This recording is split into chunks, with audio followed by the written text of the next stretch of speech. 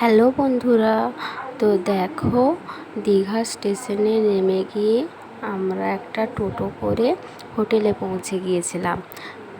বেজেছিল ওই 12:30 একটার মতন। আর তারপর আমরা একটু ফ্রেশ হয়ে নিয়ে হোটেলে গিয়ে একটু খাওয়া দাওয়া করে নিয়ে গিয়েছিলাম বিচের সামনে। আর তখন দেখছি জোয়ার চলছে, ওই জন্য তেমন একটা জলের মধ্যে নামা যায়নি। তোমরা দেখেই বুঝতে পারছো বেশি কেউ কিন্তু জলের মধ্যে ছিল না। তো আমরা এখানেই বসেছিলাম পাথরের উপরে।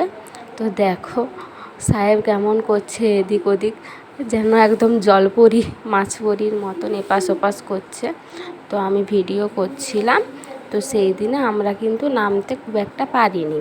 জোয়ারটা কমে যাওয়ার পরে ওই তোমার 4টে 4:30টার পরে একটু নেমেছিলাম।